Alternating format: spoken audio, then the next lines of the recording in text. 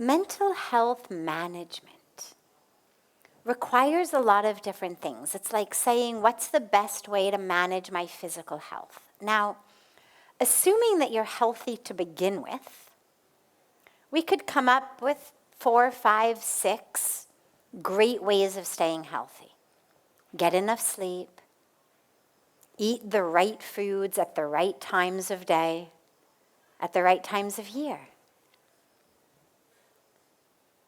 Get some good exercise, drink enough water, right? I mean, it's not rocket science. You just have to go to Google or listen to anybody these days, and there's lots and lots and lots of methods to maintain health, assuming that you're healthy to begin with. But if someone comes to you with heart disease or cancer or some other illness and says to you, what's the best way to maintain my health? Well, these 4 or 5 things I've just mentioned certainly would be helpful to them, but they also need a lot more. They need some more very specific guided treatment. And it may fall in those categories. It may come under the right food. But it's not going to be just a matter of get enough fruits and vegetables and grains and stay away from meat and sugar. There's going to be something more specific, more tailored based on what your ailment is. And you may need something even beyond that. There may be medicine you need. Whether it's allopathic medicine, whether it's Ayurvedic medicine, homeopathic medicine, naturopathic medicine. But there may be additional things required. And the same thing is true with mental health. So we can say if you are very mentally healthy to begin with, well, to maintain it, to stay healthy, some of the similar things, get enough sleep. Actually, lack of sleep has a huge impact on our mental functioning, on our mood. So does our food. So does our diet. So does proper hydration. Amazingly, so does exercise.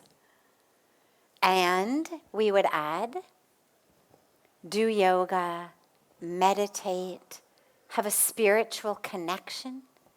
A spiritual connection is one of the most powerful predictors of mental health. Have deep connection. Deep connection. Ideally, a deep spiritual connection, but also deep connections in your life with others. Serve. Use your life to serve others. Do something meaningful so that at the end of the day when you go to sleep, it mattered to someone that you got out of bed that day. Because to get up every day and not have any kind of a ripple impact upon the planet or anyone's life is depressing. I mean, the fact that the planet would be no different whether you got up or didn't get up, that's a very depressing thought, even if I'm not depressed to begin with. So, assuming that you've got robust mental health to begin with, maintaining your physical health, bringing in a spiritual component through meditation, through prayer, through devotion, yoga, great for the body, great for the mind, great for the heart.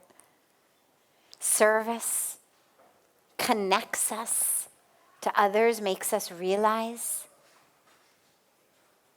how much divine flows through us. But if you're dealing with a situation where you've already got mental distress, well, you may need a lot more than that. It may take components of that, but you may need more.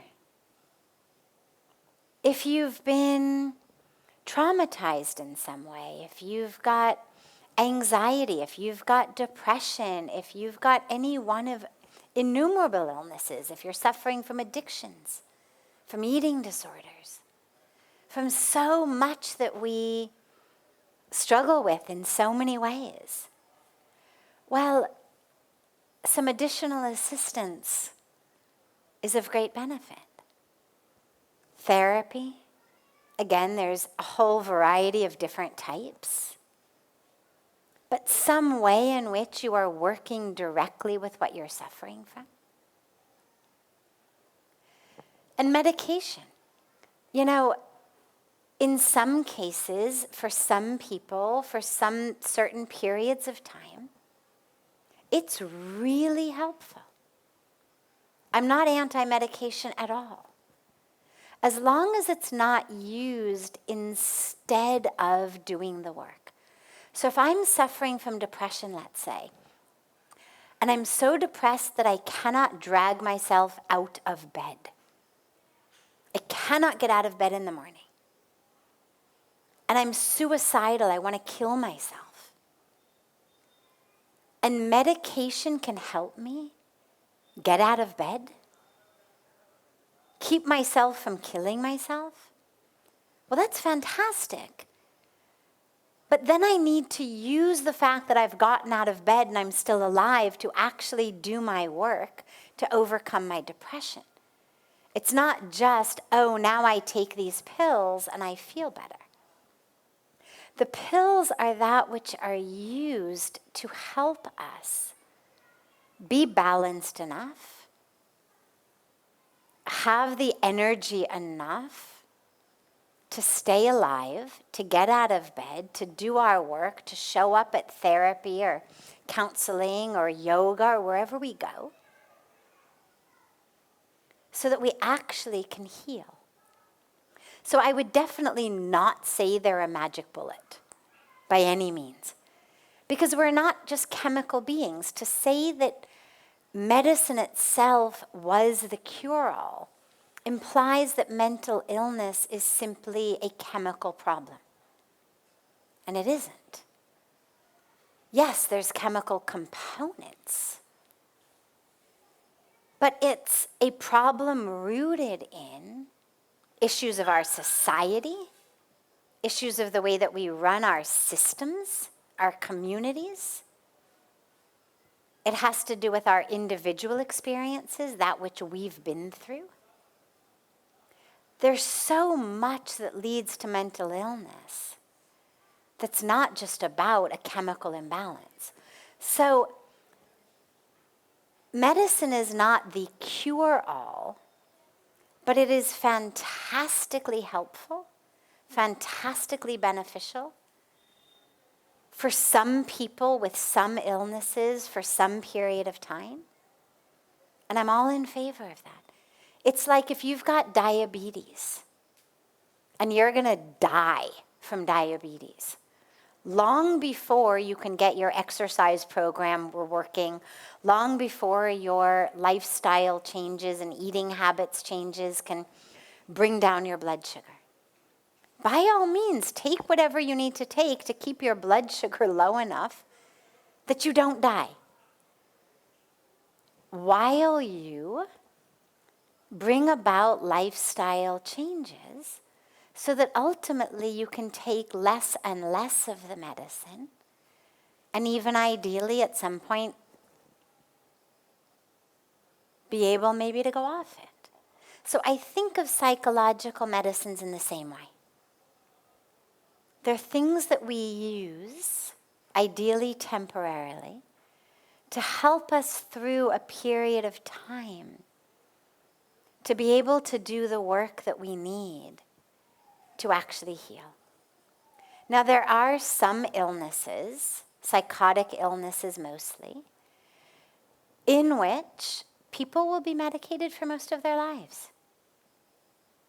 People with schizophrenia, for example, will be medicated for most of their lives. People with some forms of bipolar disorder will be medicated for most of their lives because there is a huge chemical component that doesn't respond nearly so well at all to non-chemical forms of treatment.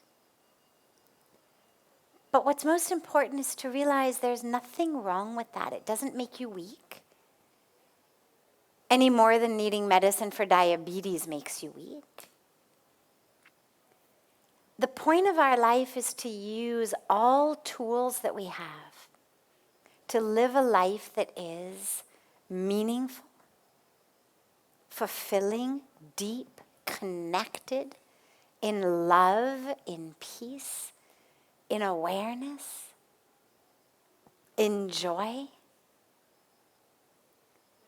And if a medication can help me find that when I'm unable to find it, for a period of time as I learn the way to find it myself, there's nothing to be ashamed of there.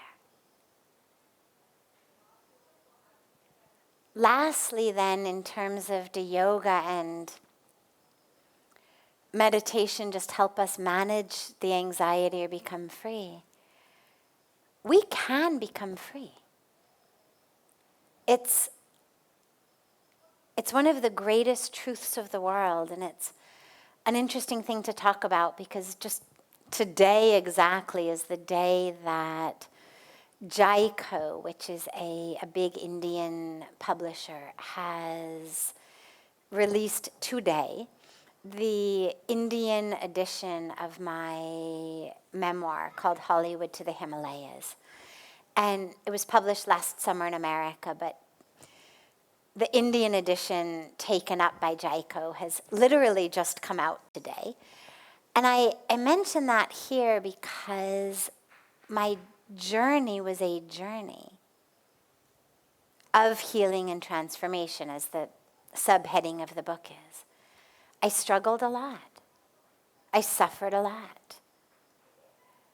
I found through spirituality, through yoga, through meditation, through surrender, through devotional practices, through inquiry and gyan and study,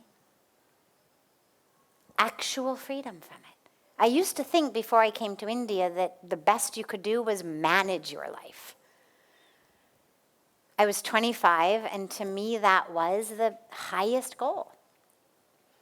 I had learned personally to manage my life. There had been times of my life when I wasn't managing it nearly so well.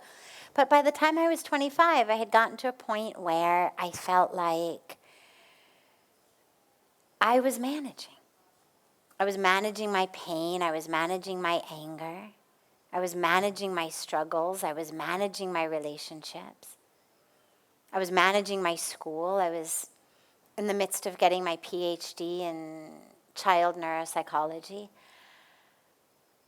Because that's an interesting thing about mental health and mental illness, is remarkably a lot of us, even as we suffer, are amazingly highly efficient and effective, and you would have no idea from the outside in how much we're suffering. So you can't, and it's an important point to mention on Mental Health Awareness Day, people struggling with anxiety, with depression, with addiction, with all of that we struggle with, do not necessarily look different. They don't necessarily writhe around on the floor in pain and anguish for everyone to kind of walk around them like this is a person in trouble. We don't all stand on soapboxes on a corner and people cross the street because we look really crazy. A huge percentage of people who are suffering are highly proficient in so many ways. But it wasn't until I came to India that I actually discovered I could be free, not just manage. That it wasn't about management. It was about freedom.